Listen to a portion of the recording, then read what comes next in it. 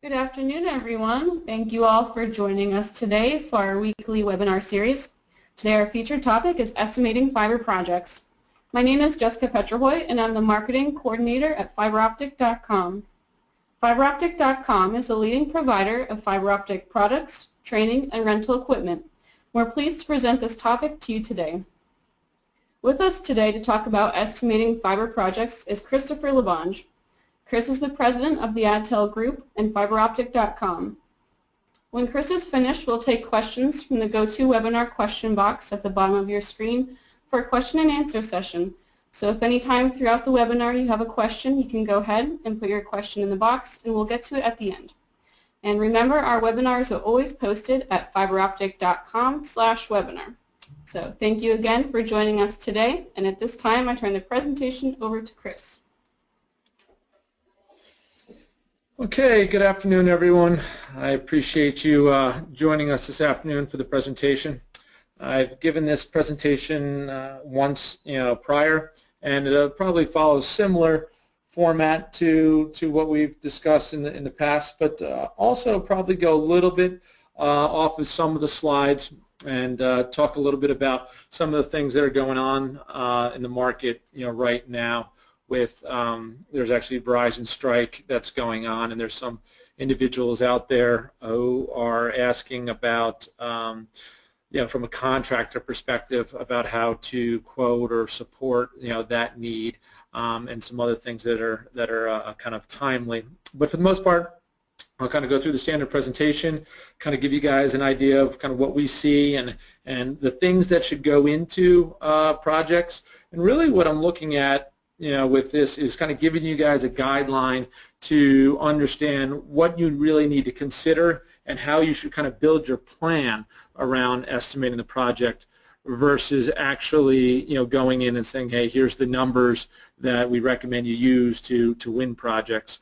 But at the end, if you have kind of questions on those topics, I can try to give you a little bit more detail, or if somebody wanted to call in and talk one-on-one based on a certain circumstance that they have, we'd be happy to do that. But we just want to make sure that from our perspective, fiberoptic.com perspective, and the Fiber School perspective, we're giving you the information to be successful in business when estimating your projects, to make sure you don't lose money, make sure you're covering all the costs and possible scenarios that could arise on a project. So that's what we'll go through over the next 45 minutes to an hour.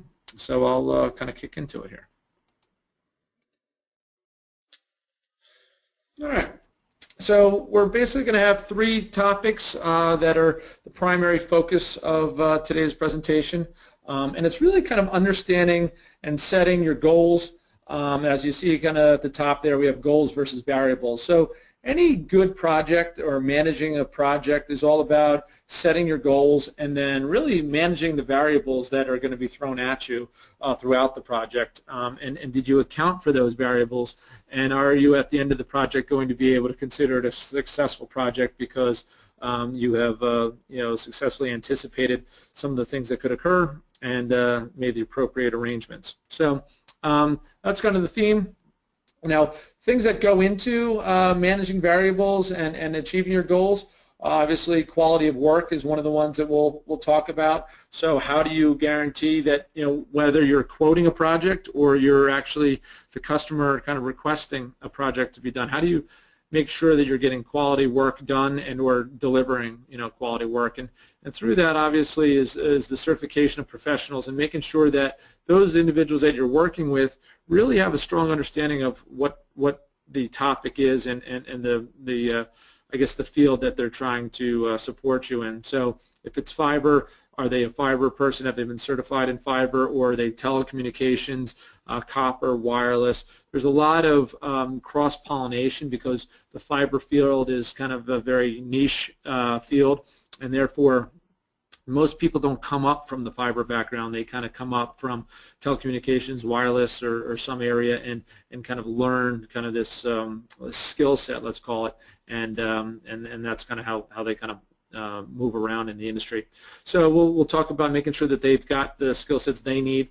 Quality of work obviously also depends on the tools, what tools are being used. Speed of completion, things of that nature will be discussed at further length throughout the project or throughout the presentation.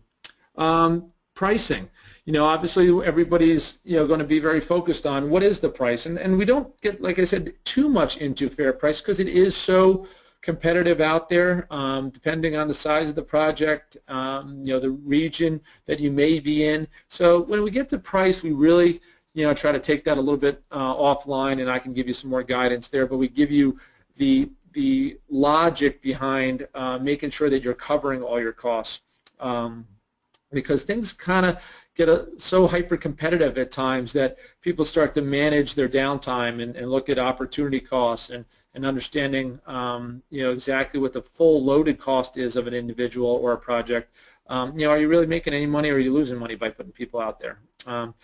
Fair profit, we'll obviously touch on that. That's come up in the past. It was one of the questions that we got last time, is what is the appropriate markup, or what can we add to a bill of materials? Is that to make a profit? And that's again a big wide range of numbers, but we can at least kind of discuss it, and give you some idea of what we feel. And then understanding the scale of the project. If you're setting goals, or is the scale of the project within the scope of what you can really accomplish and manage effectively? And then what resources do you need to manage a project? If it's just a simple installation, termination, things of that nature, do you need a project manager? If you have multiple projects, how many project managers do you need? What is the role, and what is the amount of paperwork, and what value does a project manager bring to it? So we've done this for long enough that we understand that sometimes you kind of need to be a little bit of a cowboy, get out there and do what needs to get done, and be as thin on overhead as possible. But to be successful in the long term, you need strategies, you need plans, and you need that support on the project management side. Then the financial considerations that go along with managing a larger project. So all of those will again be broken down in a little bit more detail. So we'll kind of get into the first area of focus, which is that quality work. Okay, so when you get into the realm of craftsmanship, and what is a fiber optic technician, and what makes a fiber optic technician successful, it really comes down to that word that I mentioned, is craftsmanship.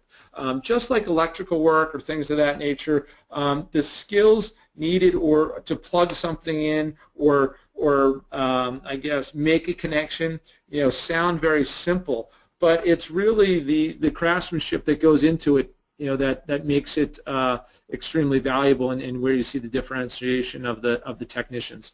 So, did did the customer request certified professionals, and if they did, what level of I guess what level of craftsmanship are they expecting, and how do you become certified, and what do you learn in the certification process? Obviously, we recommend using certified professionals, basically because we see it all. We do a lot of work to go out and clean up projects from others that we've seen out there who have come over from another industry, or the electrical industry, and have a lot of background in pulling cable, or a lot of background in setting up wireless networks and things of that nature. But just the fiber specific components are really not their strength, and we wind up doing a lot of cleanup work. DAS systems, distributed antenna systems, is one of the areas that we've seen a lot of growth, explosive growth. A lot of people have gotten into that, and a lot of the wireless carriers or wireless service providers, that were managing antennas and doing sweeps and tests and things of that nature, just hadn't terminated fiber, and the splicing and the OTDR testing and the managing and the cleaning of the fibers is just not something they're used to or accustomed to, and we wind up getting a lot of rework for that. So make sure you have professionals. Request professionals on your project, and then also make sure that there's different levels of training that are offered. Certainly ourselves as an organization have offered installer level, technician level, master's level, and professional level training. So you really can get quite a big disparity of people who call themselves fiber technicians, and understand that, talk to them, have us interview them, There's several things that could be done to help you kind of manage that project and make sure you're getting the right people. But understand that there are levels and there are disciplines. So under each of those topics or levels, installer level, technician level, we also have disciplines of fusion splicing, fiber characterization, air-blown fiber installation. So make sure they're certified on the topics that you're requesting, not just a installer, maybe if you're looking for fusion splicing, because a lot of the schools that are out there are community colleges, things of that nature, which are trying to provide some sort of community benefit, but they don't have the budgets for fusion splicing equipment and things of that nature in the training. So they teach them how to do mechanical splicing and maybe show them what a fusion splicer looks like, but they don't really get a lot of time on it. Fusion splicing is an art, and it's really mastered through repetition, and you really need to make sure that you're getting people who've done this a bunch of times. They know what the tips and tricks are, and it's going to be clean, professional work. So that's very different than what you might see just for someone who's a telecom tech who just doesn't have a lot of time in that specific field. Then our professional level tracks, we also have outside plant splicer and outside plant tester. So again, we go all the way up to professional level. It starts at installer, then you have to have certain requirements to get to technician, certain requirements to get to master, and then certain classes and pass certain lab experiments to get to the professional level track and show proficiency. So those are some things that you just want to kind of consider when you're looking at your budget and trying to figure out how do I win this work and estimating your project. What level really best represents what the task is, because you're certainly going to lose it if you try to throw too much talent at a long-term high volume, low margin project. You're just not going to be able to get a outside plant professional track splicer out there doing single terminations on cell towers for 12 fibers at a time when they're really kind of a core backbone splicer. So having that right discipline and making sure your price points are appropriate for the skill level that you're requiring is definitely a very important aspect. Then obviously along with that, is making sure you get the right person, but then also making sure that that person has the right tools. A good technician's only as good as the tools that he's providing, and there's really a tool for every application. So if you're looking for a Corning enclosure, or you're looking for a really professionally done project, Corning is a fantastic brand. They really, especially in the DAS market, they really have a lot of specific products designed for that environment and make it faster to install, manage, repair, things of that nature. And you can certainly get some off-brand or eBay type of products that are coming from China potentially, and they are going to be less expensive. But we really kind of question that on the smaller projects. The larger ones to scale, depending on how competitive it gets in a competitive bid situation, you might have to do that. But what we found from doing a lot of installations ourselves is the Corning products, though you pay more for them, if the technician knows what he's doing and has familiarity with the product, it's better to pay a little bit extra for that product because he'll make it up in the speed at which you can get the installation complete. So don't always focus so much on the material costs. You really have to look at the full loaded rate for that material when you add the extra time it may take to situate that enclosure at a certain point within a building, the structure, to have the right mechanics and accessories to attach that or fix that to the structure that you're trying to attach to.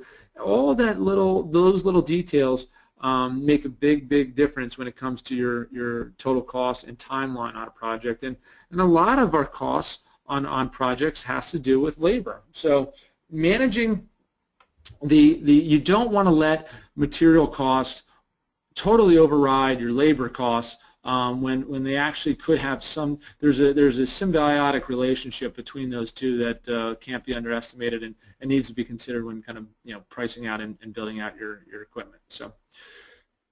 As we said, previously when came to the slide, make sure you have the right tool for the job. Mechanical splices are not an acceptable alternative to fusion splices. So there's certain things that contractors do to sometimes save money on a project or low bid, and you really need to make sure that when you're estimating your project, you're driving that requirement all the way from the start to say this is what we require. We require fusion splicing. We don't want to have hand termination of single mode fiber in the field because it's actually not even to spec. That's not recommended because the core size is so small on that and can be impeded by any kind of small dirt or debris. So making sure you have the right tool, you're having it installed in the proper fashion, and again we can help if you have projects that you have coming up that you want some assistance on or get some feedback on, but you're going to have a contractor come in and do it. We can help you kind of go through this thought process to make sure that you're having it designed and installed the right way and not just the least expensive way. And also, if you are a contractor and or you need to sell that expansion. And if you're a customer who's having something installed, you really need to look at expansion. So now's the time to do it. 3 times the amount that you may want to currently use really should be budgeted into any project because it will come up. You will get those times where you're going to run out of fiber. You're going to run out of whatever project it really is. But on the expansion, you want to make sure that you have the equipment in place and you don't need to double dip on that labor rate because certainly it's going to cost a lot more to redeploy a team, bring somebody else out there. The incremental cost of fiber to pull, run, whatever method you're going to get from one point to the other is so multiplied as you kind of get down that path that it really doesn't make sense. You want to try to load that up at the beginning, maximize the time that's going to be spent to get that installed, and then be able to ride that one-time cost over the length of your project and or the future of any other projects that you might have coming up. So 3 times what we kind of currently recommend, and it's something that is a pretty obvious recommendation for anybody who's done any of this type of work before. So if you have a project coming up or you're looking to do a project, it really is interesting to understand what is the most cost-effective design. So when you're looking at fiber, obviously it's selecting the mode that you would use for a certain type of project. So most commonly, everybody knows the single mode versus multi-mode and what that is. Some people believe it's actually multiple signals on a path of fiber, kind of like multiplexing or something like that, but it's actually not. Single mode and multi-mode, the only difference between the two is really the core size of the fiber. So what was originally designed in multi-mode is some of the first fiber had a very large core size, 62.5 micron core, which was very effective and still is very effective today at coupling lower cost transmission equipment. So if you have what was basically an LED laser, which is a very inexpensive laser to manufacture, but has a very wide spectral width.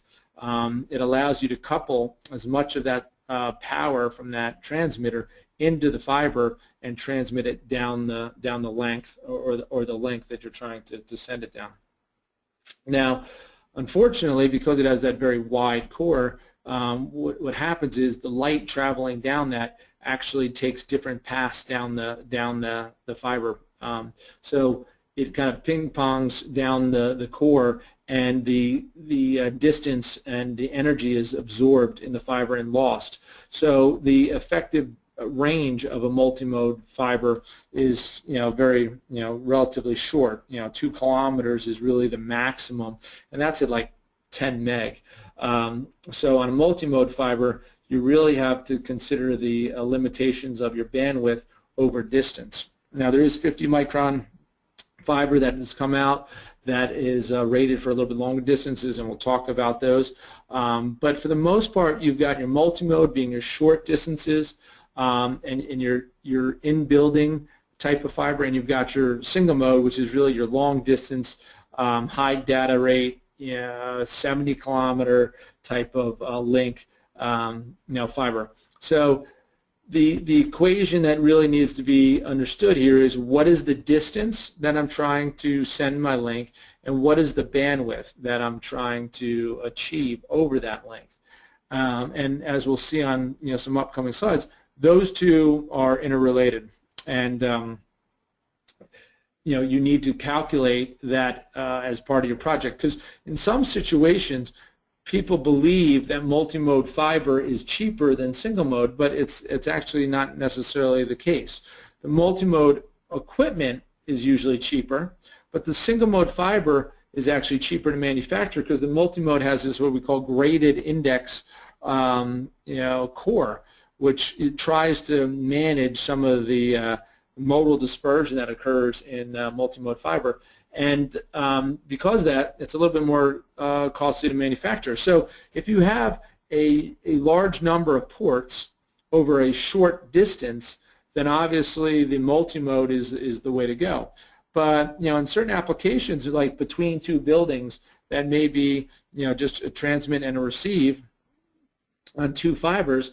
Even though it's a relatively short distance, you might want to go with the single mode fiber. Even when I say short, let's say it's two buildings on a campus and they're half a mile apart, something along those lines. That even though that half a mile still fits in the multimode realm, it doesn't fit in the realm from a higher bandwidth perspective. If you're trying to get into the gigabit, 10 gigabit, things of that nature. So you really want to go with the single mode applications there to really future-proof your infrastructure and guarantee that in the future you'll have the increased bandwidth capabilities up to 100 gig. Now we're starting to even see 400 gig being discussed and deployed. So it's just going to continue to roll, and as that bandwidth increases, you always need to remember again that bandwidth and distance are related, so that as the bandwidth increases, the distance is going to come back, and you're going to get less and less distance, that effective distance. So that's something that definitely need to make sure you take into consideration. And then also, what is the existing infrastructure? When you're selecting a fiber for a new installation, what is the existing fiber? And if you're buying multi-mode 62.5 today, was it 50 before, or was it old 62.5 and now you've got the new OM3 50 micron laser optimized 10 gigabit fiber? Well, if you try to splice those together, that's not going to work. Well, it'll maybe work, but it's certainly going to create a lot of loss at that location. And if it's a large segment of the fiber that is split, half and half or something along those lines, your performance characteristics are going to be way off, and it's really going to be hard for you to isolate any problems or figure out how to troubleshoot. So definitely make sure that you look at multi-mode twice, or because it comes in several different flavors. You got 62.5, you got 50 micron, you got 50 micron OM3, you got 50 micron OM4. So when you think about multimode, just think a little bit deeper and longer about what you may have in place or what you may think you have in place to make sure that you're matching up to the other fibers correctly. And obviously, single mode should not be mated to multi-mode. Just because you've got multi-mode there, and you hear single mode has some performance characteristics that would improve over the multi-mode, the improvement over the multimode, that you can't make those two together. The cladding size is still 125. You can technically fusion splice those together because they'll sit in a V groove evenly, but the core sizes are so far off that you'll have huge amount of loss at that mated intersection, and you will not get the performance that you're requiring, and certainly not the bandwidth benefits that you would be expecting to see as we kind of look on the next screen here. So as you see, what I've kind of outlined here is when you're selecting the fiber, you've got OM1, which I talked about, which is the 62.5 / 125 cladding, and the effective distance on that was about 300 meters at 850. So you need to know your wavelength too. So what is the wavelength? What is the fiber? Well, it's actually 600 meters effective distance at 1310. Well, now when you take that and look at what it would be if you took the same fiber and you changed a transmitter or transceiver, you drop from 300 meters effective distance on 850 to 33 meters of distance. So that's a huge drop in the distance. So perfect example is we've had a number of customers who've done that. They've gone from 1 gig to 10 gig, and they call us up and say, well, the transmitter that you gave us isn't working. Well, the transmitter works fine. The transmitter is transmitting into 62.5 when it's really designed for like OM3 or OM4, which have a much longer distance capabilities. So when this link was 200 meters and it worked at 1 gig distance because we're looking at 300 meters of effective distance at 850. Well, as soon as they plug the transceiver in for I'm sorry, for the 10 gig, it drops all the way down to 33 meters, and all of a sudden their link goes down. Well, you couldn't use that transmitter at that wavelength on that fiber. What could you do? You could do a couple things. If it's 62.5 and you wanted to go to, and it was 200 meters, like I said, if you change the wavelength up to 1310 rather than the 850, you still have 300 meters of effective distance. So you can certainly leverage that and take advantage of that, and still use the same fiber and not have to change out the fiber. But if you start to move up to the next levels, as we'll see on the next slide, it comes back even further, and that needs to be taken into consideration. But still on this slide, as you see, we talked about the 62.5, and you've got your 50 micron, below that, the OM2. We've got about, at 850, we've got 600 meters, and then obviously at the 10 gigabit, that still comes way down, but we still have about 82 meters of effective distance. That's because a smaller core size keeps those modes a little bit more concentrated and focused, just like focusing of a lens or a flashlight, and you focus kind of the end, and you can kind of bring those rays of light or modes of light, you can focus those. That's kind of what we're doing with this tighter core size, so we can get more distance. The OM3 is actually a laser optimized fiber, so instead of the LED that spreads a very wide spectral width, what we're hoping to achieve here is we're actually using a VCSEL, which is another type of source that is not a laser per se and not an LED, but still has a much more narrow spectral width, so it can launch into a 50 micron fiber most of the power in a more focused, concentrated beam. So we do get the benefit of some additional distance there. And then obviously when you jump all the way down to the single mode, you're getting 5 kilometers at 10 gig for the 1310, and actually 70 kilometers at 1550. So again, it's wavelength dependent, and it's bandwidth dependent. So you got to use all these factors into figuring out what's the appropriate material that I want to use on my project. So that's some oversight there, and I'm going to go to the next slide and just show you 2 more elements that come into play. This is the same type of graph. It shows a little bit more detail for some areas. We have our minimal modal bandwidth, kind of column on the left side there. And here what we've added is the 40 gig and 100 gig columns, kind of at the end. So as you'll see at the 40 gig, even at the laser optimized fibers, the OM3s and the OM4s, we're still coming down quite a bit, down to like 100 meters to 150 meters of effective distance for 100 gigabit. So 100 gigabits getting up there. We can still use it on the laser optimized, which is great. We can't even use it on both 40 and 100 on our older standard 50 micron and 62.5. So if that's stuff that's in your plant now, that needs to be considered. You'll need to re-pull that fiber and upgrade to either the laser optimized, or if you're going to re-pull the fiber, is now the time to really think about it and just say, hey, bandwidth's just going to continue to go up, and I have a 100-meter span right now, and it's at 100 gig. Well, if you're going to go to 400, what's going to happen? That distance is going to come back again. So is it time to look at maybe just going to a single mode infrastructure, managing less fiber types, and focusing and spend a little bit more maybe on the optics, the transmitters, but you've got consistency throughout your network, which will give you some sort of benefits there as well. So when we're looking at the fiber, as we talked about, it's what is that effective distance, but then we've also, the other element is the transmitter and receiver. So selecting the SFP, small form factor pluggable, right? So single mode or multi-mode, well, that's going to depend on your fiber type. You have to match your SFP to your fiber type, and then your fiber type could most likely handle 2 wavelengths. So when you're selecting your SFP, first it's single mode or multi-mode. Then once you're there, it's okay, am I looking at maybe 1310 or 1550 single mode?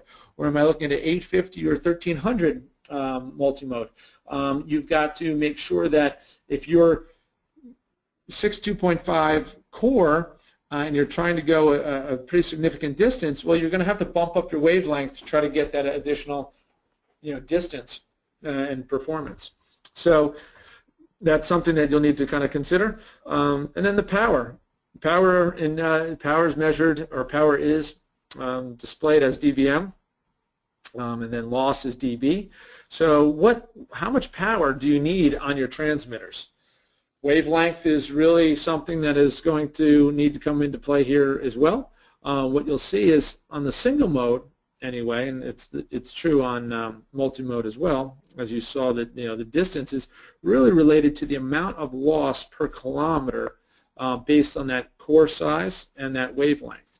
So on a single mode fiber, that we have kind of listed here at Corning SMF28, we've got 0.35 dB of loss per kilometer at 1310. We'll see it's almost half of that at 1550.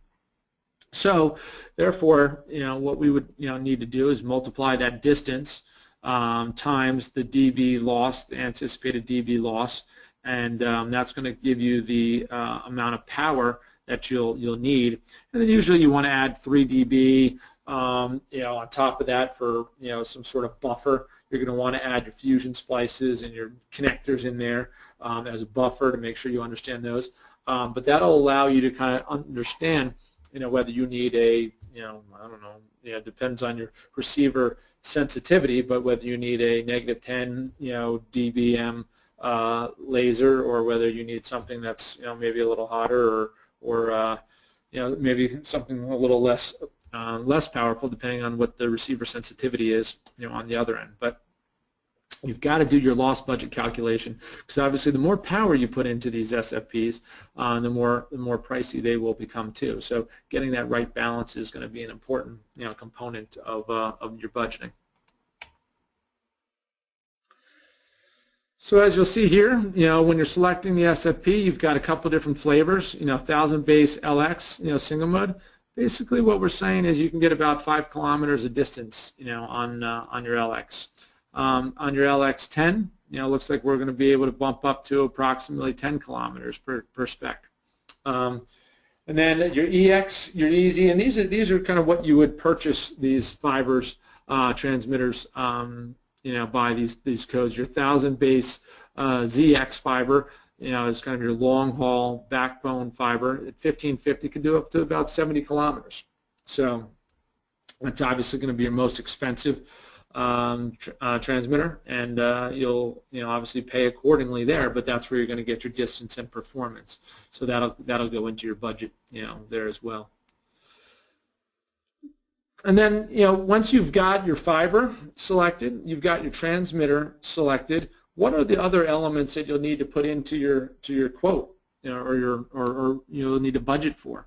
Obviously, your enclosure, your cable management is going to be something else that comes into play. So whether you're looking for a wall mount box that's relatively inexpensive, you can just mount it to the wall, and most of the cable management is kind of done within that box. Or whether you're looking for a rack mount solution where maybe you're in a data center or something along those lines, and you want to you've got a little bit more fibers that you're trying to manage. There's definitely some advantages to the rack mount manageability, and whether you're going to have bends or losses, macro bends, things of that nature, it could happen anywhere, but obviously with the right cable management, you'll be able to minimize some of those effects. And then also your outside plant enclosure. So you've got your central office, where the signal's originating from, and how you're going to manage that. And then what are you going to do out, on the premise side, out there in the field or on the premise side? What is going to be your watertight, NEMA-rated, potentially enclosures that come into play? And are you going to have the same technician skill set available out there? Do you want them fusion splicing in the field? Like this enclosure we have on the bottom right there. Are they going to open that up, fusion splice a drop cable on there, and then come out of that enclosure with a drop? That's a relatively inexpensive enclosure that we have there, versus this one on the left side here at the bottom, where it's like a Corning OptiTap enclosure. And really what that's meant to do is prevent the labor side from having to go in, open this up, reseal it, put in all the gel and sealant again to make sure it's watertight, and all they have to do is go up to that enclosure there, pop off the cap, and actually screw on a not a field installable connector, but a waterproof and sealed connector that locks into there and will keep the connector ferrule clean and dry throughout the process, and that's eliminating a lot of work for fiber to the home projects, things of that nature, because they don't need these $10,000 pieces of equipment, fusion splicers. We don't need the guys going up, splicing into this enclosure, re-entering an enclosure that maybe has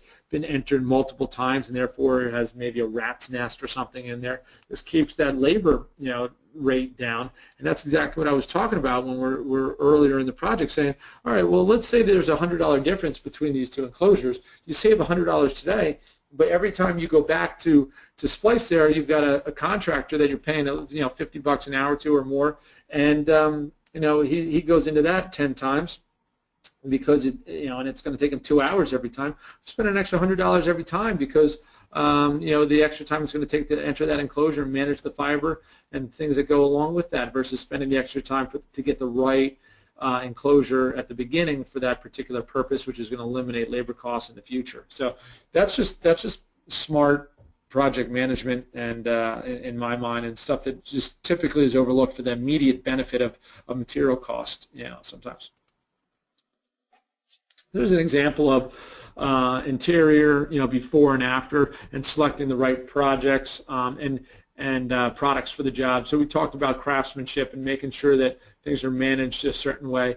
This is the same cabinet, kind of done, differently and managed differently. Old style, cabinet where you had a rack mount, enclosure there with the faceplate 6-packs, and things of that nature up front where you can kind of connect to, but you're missing enclosure, or you're missing adapter plates, and you've got dust and debris obviously around. Well, if they're in an environment that is that dirty and cable management is that big of a problem, we put a lot of that behind these wall mount enclosures that still can sit within a larger confined or contained area, but all of those connection points are going to be protected with the dust covers and things of that nature behind these individual boxes. Now, could you do it cheaper? Sure, you could have done it a little bit cheaper with maybe one rack or things of that nature. But again, if these all have different services and different people accessing them and things of that nature, there's those elements to consider when you're really trying to figure out, how do I want to manage my fiber? Do I want to give everybody access across the whole company to this one area? Maybe you got your fire suppression system on one, maybe you got your data network on another, video cameras on another, and all of these are managed by different individuals. Well, maybe you want the access to be managed separately as well, and there's one solution for understanding the right products for the job and how to kind of configure that. So those are things that need to be taken into consideration as well. So the quality of work and speed of completion is obviously one of the other things that come into it. Is we've talked about a couple times already. If you know what you're doing, if you're working with familiar products, then you're going to have a faster turnaround time, and your speed of completion is going to be much faster.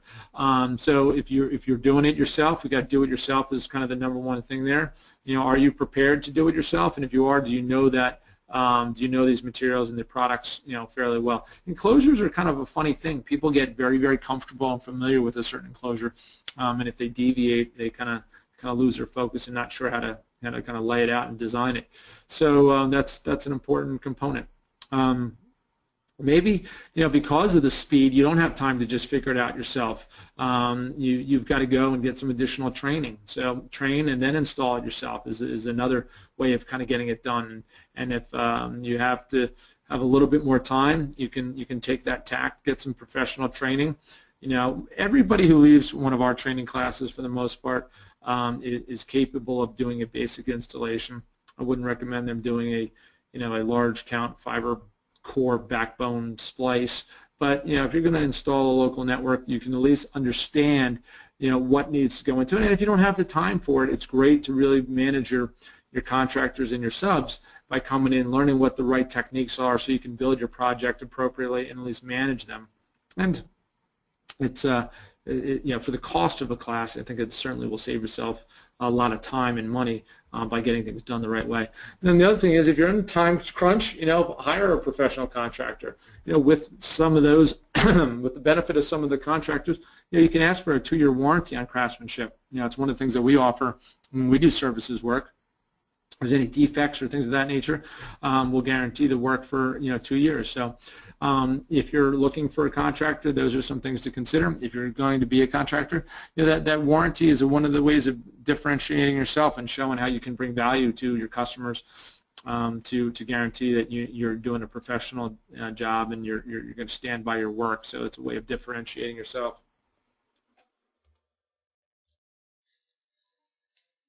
So how do you price? What is the fair price? How do you price? What's the overhead time? And what about profit? So those are some of the areas that we'll talk about quickly.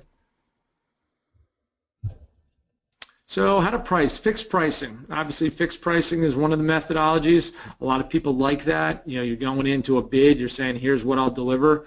And really, the pros and cons of that are, one, from a customer standpoint, you know what you're going to get at the end of this at a fixed rate.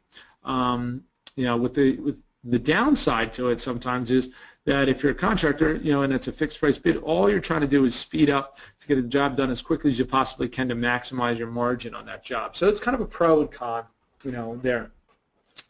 Certainly seems to be the way things are going nowadays, where people want a lot of fixed price bids, and then they kind of hold each other hand to the fire there if there's any kind of issues or mistakes, and that can kind of get a little bit crazy. But it's at least everybody's very clear on what the deliverable needs to be if the scope of work is done right. Unit and piece price, certainly seeing a lot of that right now, along with the hourly. With the Verizon work that we've talked about, there's a lot of hourly work that's going on. They're offering contractors.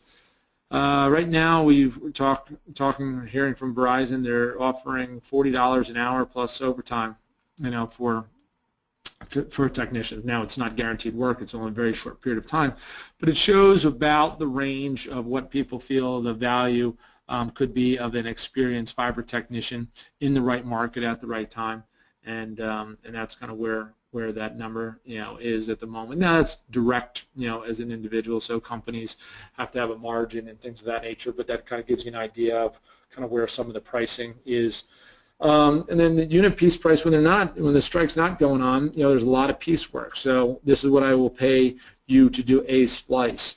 Piece price pricing is really, really hard to manage. You really have to have volumes there to kind of average things out. Otherwise, you can really get killed. We see a lot of bids where they want piece price, and it's tough.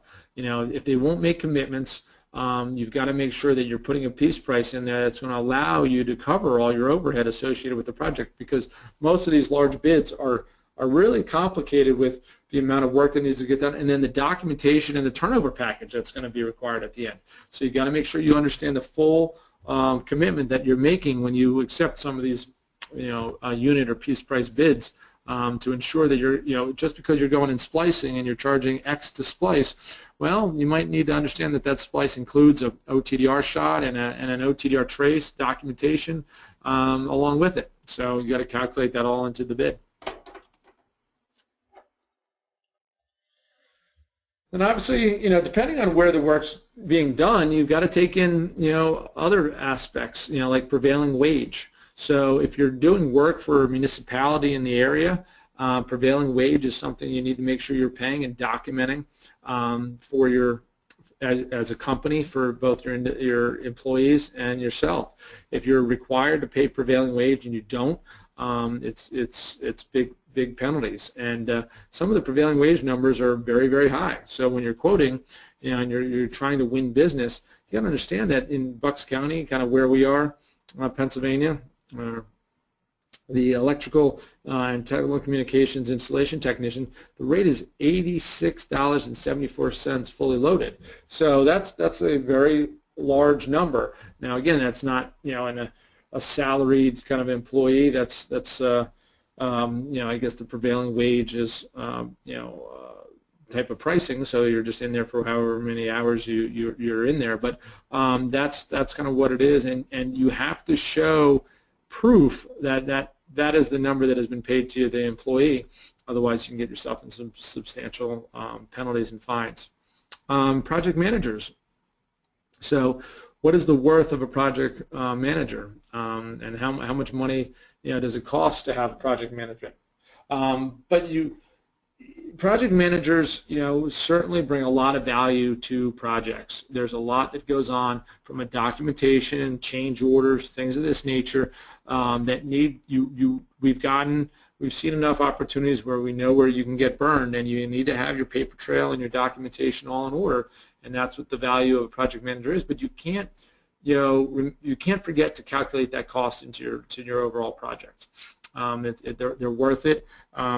Most customers say, I don't want to pay for project management. They don't want to, but you need it, and they really have to. You have to load that cost in there.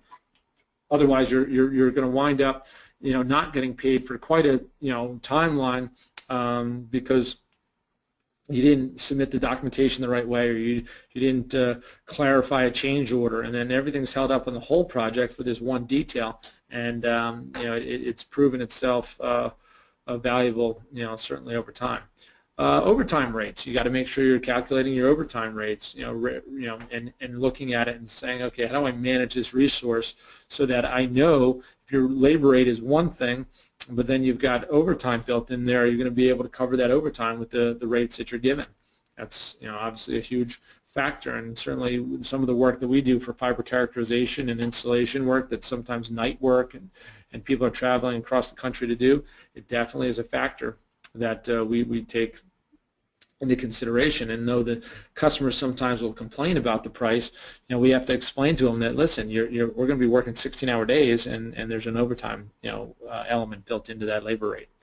Equipment, what is the cost of ownership or rental? Typically Fusion Splicer, well, it's come down, but it could cost you up to $12,000 for a ribbon splicer or something like that, and or $1,200 a month for rental. Your equipment, cost. Most people buy equipment, and then they don't calculate the cost of that into the job. Are you using, how often do you have to use your equipment to kind of make it cost effective? And there's some numbers that showing that as well, but you really makes sense to kind of rent if you're only using the equipment, infrequently. If you're using it once or twice a month. And actually, we have weekly rentals too, but it makes sense to actually rent it weekly and kind of keep up with the latest technology, because the technology is changing so quickly on fusion splicers, and the cost is changing, that it really makes sense to try to keep the latest, fastest, smallest splicers kind of with your technicians. It's kind of like leasing a car. You don't want to deal with that maintenance and the turnover that you could get, with brake, or the downtime you can get with equipment that's failing because of it's a little long in the tooth. So those are some other elements that need to be considered when you're budgeting for your project.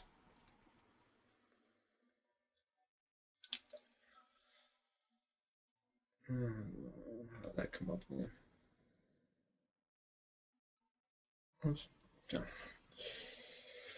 So then we have, what is the fair price for calculations? So we're seeing, labor rates, anywhere across the country. We're seeing labor rates from $15 an hour for, kind of starting apprentice installers to $60 an hour, for people who are working for, either union shops, electrical shops, in the cities and stuff like that. So it's a wide range, but you got to look at what you're trying to accomplish. Are you pulling cable? Are you, and these numbers are really, I guess numbers more or less towards employees and or subcontractors, an individual contractor that you may hire, not what you would probably pay to a company that has project managers and all that other stuff kind of built in. But these are some of the company doing the work, the contractor's costs. Is they've got labor rates between 15 bucks an hour on the low end, kind of salaried guys, and then if they're bringing in subs, they could be up to 60 bucks an hour.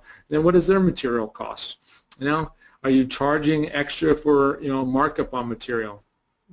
You can probably get between, some people just pass it on. It depends on kind of what you're looking to do. If you can make money on the labor, great. If you can't, you got to try to make a little bit more money on the material. Then you're in there from like maybe 0 to to 20-25% markup on some of the material is kind of what we're typically seeing. And then profit margins. Sometimes some of this fiber and equipment, the margins are very, very thin. Some of the other stuff you can get a little bit more. So what do you need as an end profit margin? We tell people you really need about 18% just to operate a business. So really your profit margin. It's really going to be, let's just say you're marking stuff up 25% and it costs you 18% to run a business with overhead and stuff like that. You're really making 7% profit, at the end of the day. So anywhere from 5 to 25%, is probably really where your profit margin, numbers are going to wind up being. And you can't be afraid to sell the extra value you bring as a company, and profit margins are good. They create healthy companies that can buy and invest in new equipment, get their people trained, with the latest technology and things of that nature. So, you have to be willing to kind of sell that fact a little bit and make sure that people don't take advantage of you too much and push down on that price, because people want good craftsmanship. They don't want things breaking. They want to know that they're being treated fairly, but also are willing to pay a little bit to make sure that it's a fair deal on both sides. So those are some of the numbers that we kind of see and what you may need to take into consideration depending on whether you got cable pullers or splicers on a job, whatever it might be. You obviously got to take in the scale of the project, right? If we're budgeting it, what project management, is one of the things on there. The financial considerations. Do you have enough money to fund, this project over time if you're going to get paid at the end? What if they're going to hold out 10%, at the end of this project for you, before they pay it? You've got to take that into consideration. And what is your overhead for the back office, things of that nature.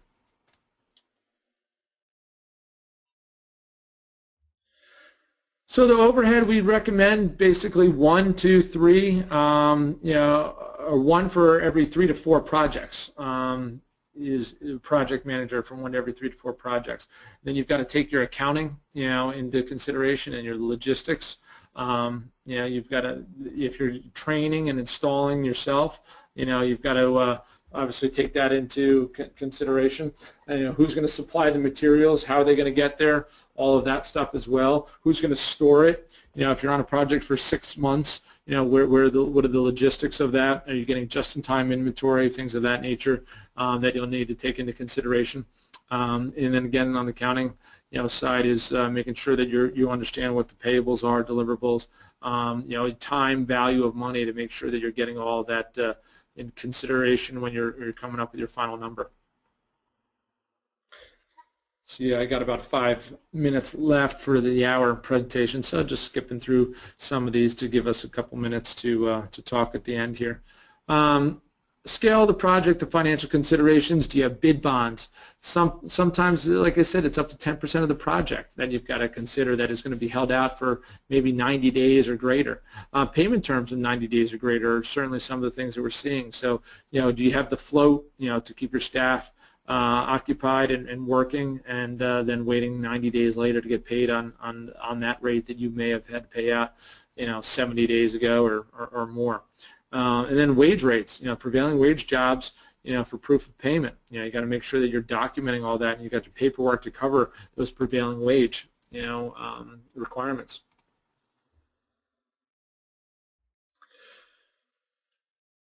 So the larger projects really require a strong project manager. Like I said, from the logistics, the human resource management, documentation, scope of work, all of that goes into it. You really need to make sure you're figuring out how to sell the value of a project manager. You've got ongoing reporting. A lot of times we've got daily, weekly, or milestone-driven reports that need to be generated. So that's something that we obviously need to make sure that we have the resources back at the office, potentially, or even a project manager in the field who can take that responsibility away from some of the technicians and hit those objectives. And then make sure that they're assisting the management management and staff hours. So keeping track of how many hours people are working, making sure that they're not getting too much overtime or blowing your budget. You've got to kind of keep an eye on that, because again, a lot of the guys in the field will work consistently, get over their overtime, and then once they get in that time and a half, they could be blowing your margin on a project, and that needs to be something that's taken into consideration before you're kind of rolling out there and just letting everybody get into work and not keep track of those hours. Understanding the project. What's the success of the project? What determines the success of the project? So the success is really going to be driven by your ability to understand the project's deliverables. Are they clearly spelled out? And in what format would that be? Right? So really what we're looking at here is the documentation. Make sure that your paperwork is complete before the project begins. What type of paperwork are we talking about? Really down here in this SOW, the scope of work. Requirements, document, whatever you want to call it. It's really defining what the expectation is from the customer and making sure that aligns with the contractor so that everybody knows what needs to be completed and there's a very clear deliverable there. After this scope of work, you may push it out to an RFP or RFQ, a request for proposal or request for quote. Then you might have to take all those RFPs back in, analyze them, and then determine a winning bidder, and then go ahead and create a contract on that. So these are all steps in estimating. Look at how much paperwork is involved in managing some of these projects, and therefore that's got to be all calculated into our estimation. So again, we look at the project size. What is the existing systems? Skill level of the technicians, technical specifications, and project schedule. Obviously, all that comes into play. The more rapidly we need something to be delivered, the project schedule, the more we're going to pay. What are the technical specifications of the individual? The more experienced technicians, obviously, we're going to pay a little bit more for as well. So these are some of the things that we look at. Also in defining, or outlining the scope, is making sure that these are the elements of a good scope document. What is it? What are the objectives? Let's give a little context of the project when we're building our scope of work. Let's make sure that everybody's clear on what the context is, what we're trying to achieve, what are the major program milestones and goals That's stuff that needs to be considered. So when they're analyzing this scope of work, they're taking that into consideration and understanding, again, what's going to create a successful win-win, at the end of the project. Clearly describe the scope of required contractor efforts in support of the project objectives, what they will be responsible for, right? What their tasks are going to be every day. Do I get daily reports? Do I not? Am I getting weekly reports? Am I getting on-site visits? That all needs to be outlined, as well. And then acceptance documents, what establish milestones and have sign-off so that you're very clear as to where you are along that project and what you're accepting and what rework might need to be done. Those are what we call control points, and task management. So there's review, approval, acceptance, and/or rejection, and they will prevent the contractor from drifting off course and allow you to measure your project goals in an effective manner.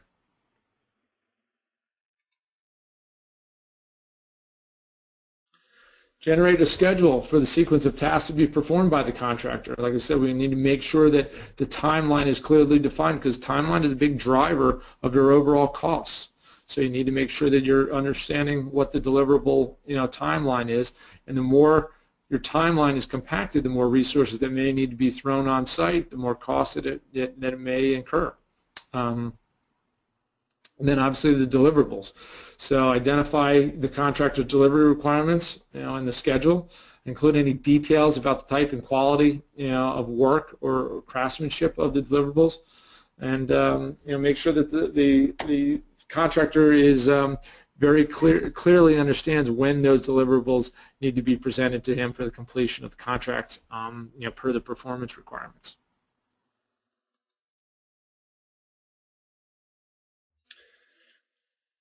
So the data requirements, identify data and communication requirements, by the project manager, and information requirements. So again, how do you want your reports generated? When do you want them? Do you want the raw files? Do you want paper copies? Things of that nature. Because there's a lot of work that goes into the reporting and documentation, and if you're not clear on that, wasted effort there can be, obviously costly.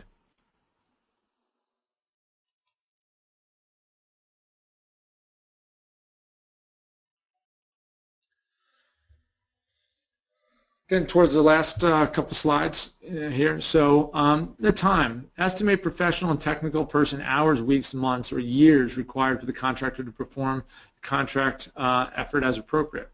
Developing the outline will allow you to have a full understanding of what needs to be accomplished. It'll certainly help guard against significant omissions. If you know how long it should take, if things are getting done more rapidly or taking too long, what are the reasons behind that? And then achieve, helps you achieve kind of a smooth continuity as you're finishing up your project or rolling through. You're not up against deadlines or behind on the project. You've got the appropriate amount of time that has been estimated and in a realistic way, so that resources are all managing the project and moving the project forward in a consistent and smooth way. And it also eliminates any kind of unnecessary or redundant material costs or rework. So last part here before we kind of get to some questions is this is kind of a slide that you can kind of take and we can, if anybody has any interest in receiving kind of a statement of work guideline, these are some of the things that we recommend in your statement of work, which is understanding the background, as we talked about, the scope, ask for any kind of reference, documentation that, standards that you're referencing, whether EIA, TIA, IEEE, whatever those standards may be. Make sure you have the references to those. Requirements, including the schedules, timelines, and the project description, what you're looking for there. What the progress requirements and compliance requirements are. So, making sure you're getting your updated, project information and compliance information on a regular basis. And then how you want that closeout package, the delivery or acceptability. What does that closeout package look like, and what does that file documentation look like? And then also any kind of notes or any way that you can help the contractor better understand what he's trying to accomplish, as your end goal are definitely key elements. And like I said, there's a little URL there that we can kind of send out if anybody's interested in it to see how to write a good statement of work if you're trying to, or I'm sorry, scope of work, if you're trying to bring on a contractor to do some services for yourself or your organization. So that pretty much concludes the presentation we had for today. So I'm going to pop up and see if there's any questions that anybody's submitted. And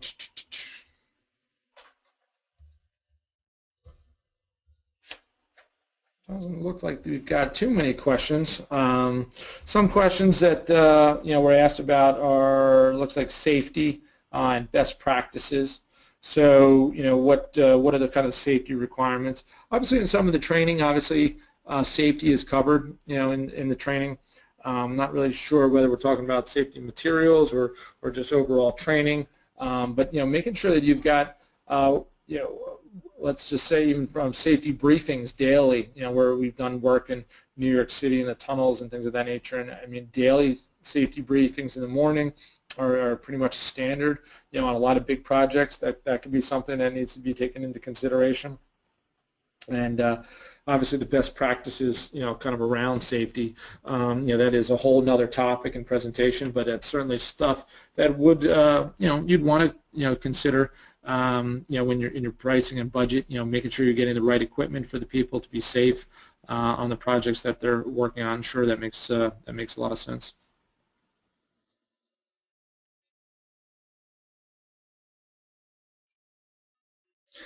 Some questions are about actually estimating kind of the budget calculations and distances. You got distance calculations, small form factor pluggables, things of that nature. We do have some other worksheets about loss budgeting and network design, where you can, we can kind of maybe look at, and if anybody has any interest in network design kind of topics, we can look at some of those things in a little bit more detail of how you would specifically identify the SFP, not just in the broad terms that I talked about here, but really getting down to the exact numbers. And there's some worksheets that we have that can help you kind of calculate that. So that's certainly an option.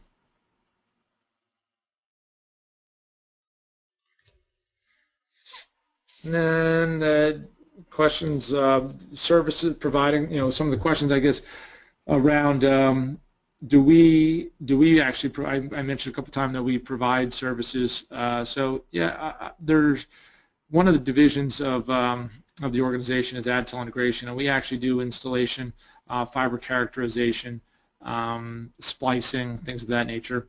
Not so much on the outside plant, because that's actually become pretty competitive, but we do some data center work. We've done some DAS work, antenna work. So we're speaking from, I'm speaking from a point of reference here where we've been in the field, we've done these things, we've managed these projects, thousands of spans of long-haul fiber characterization work to kind of know what goes into it. So that's where some of the comments here are taken, and really why it's kind of outlined in this fashion is because I'm looking from a business case about making sure that the relationship between the customer and the contractor is kind of fair and appropriate on both sides, and it can be successful from both angles, and that's what we're really trying to figure out and make sure that everybody takes some of these points into consideration, when they're getting into projects. Not, again, it's not how to win it, because you always, unfortunately, you can always win on price,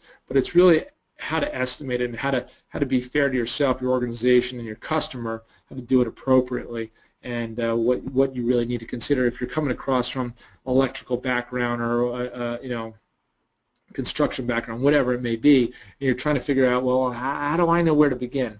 These are some ideas, topics of where to begin. And if you need more detail on those, like I said, you can reach out and we can have some one-on-one sessions. I'll be happy to kind of communicate some of those points with you. Or if you have a project and need some assistance on it, we can just flat out help you complete that with from a contract perspective. And then you can kind of use some of our documentation and/or project management, professionals to kind of walk you through that process and help you through that process, and then learn from that process while we're kind of guiding you along that way. So.